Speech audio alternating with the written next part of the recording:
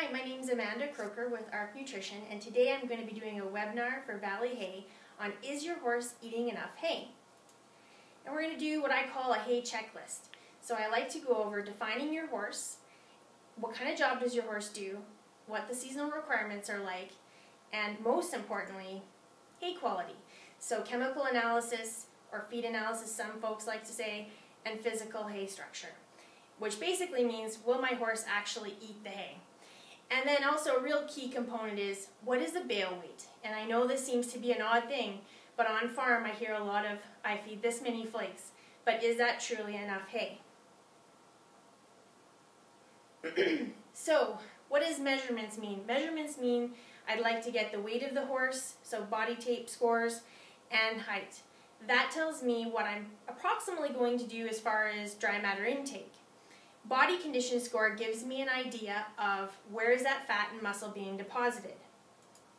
And here's a little scale for those that do want to know what does that mean for body condition scoring, and we have that link on there for the website.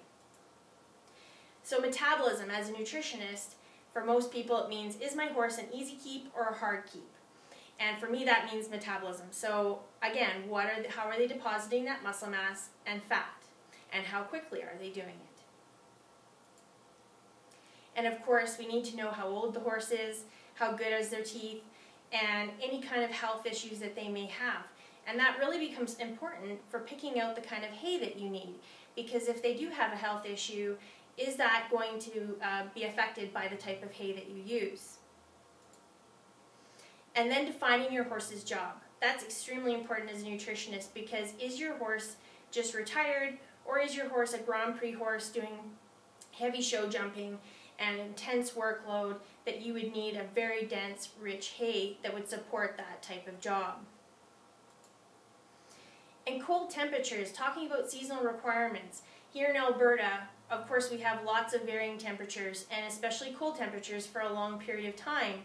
And a lot of folks don't realize that when you start getting into those -15, -10, even below 0 for young growing horses, that impacts how much energy they need. And if you have a horse that even has health issues, that number of 0 degrees becomes extremely important. And so why is it important? Well, if you have a really good quality hay and those microbes can digest that hay effectively, they're actually going to give off heat in that metabolism. So you have to feed more hay. If you think of cold weather, think of I need to feed more hay. Not only for those microbes, but also to keep that horse healthy and not having any issues and calling the vet. And hay quality. So we're going to talk actually in our next webinar about grasses and legumes and what does that mean. So I won't spend much time on that right now. But you need to think about those when you're picking the hay, because those nutrient densities are going to be different in those hays.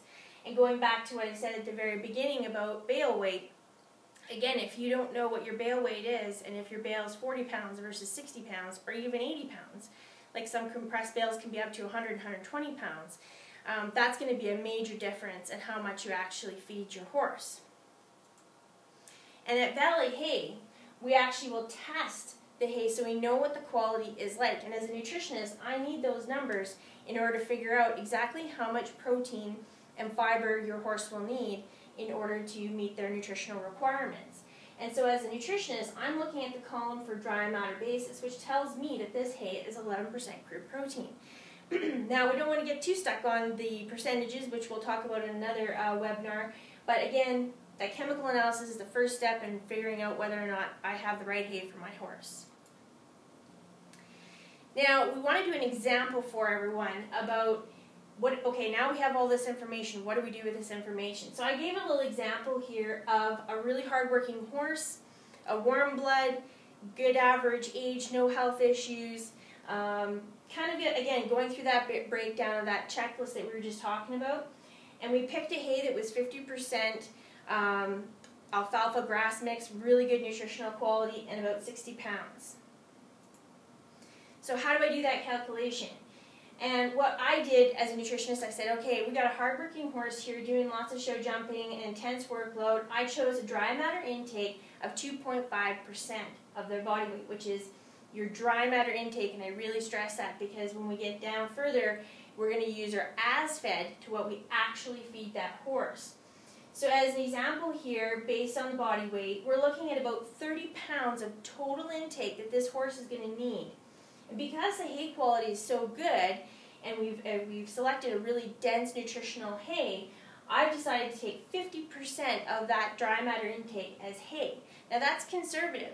I always say to folks, 50% in a high performance horse should be your minimum. Always add 10 to 20% because you have wastage, you have horses that get fussy about what they like and pick around, so you want to make sure that you're not underdoing your hay when you're feeding them, because that should be the base of your program. So when we do that calculation, that gives us 15 pounds on a dry matter basis that horse would be eating.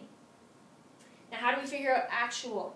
And actual basically means when we go back to that chemical analysis, we know what the dry matter percent is for that hay.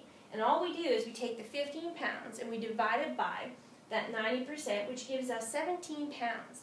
So 17 pounds, remember, is what your horse will actually eat on the minimum. So if you really want to be realistic with wastage, and if it's cold weather, you should be probably feeding closer to 20, 22 pounds. So that's a lot of hay when you think about it, but let's, for this example, go back to our 60-pound bale, and if you take 60 pounds and divide that by 17, that gives us about 3.5 days for one hard-working competition horse. So in conclusion, if we take 17 pounds as fed daily for that horse in 365 days, which a lot of these horses that are doing Grand Prix competition would be going to other competitions during the winter months, you're looking at 6,205 pounds for a year, which equates to 103 bales for one competition horse for the whole year. And again, this is being very conservative. What I say to my clients is, if it's 103 bales, make sure you got 150 for wastage or cold weather or whatever you may end up dealing with. And which I put down here, that cold weather is so super important. So the end of the story is, make sure that your hay is the base of your nutritional plan and ensure your horse is getting enough hay.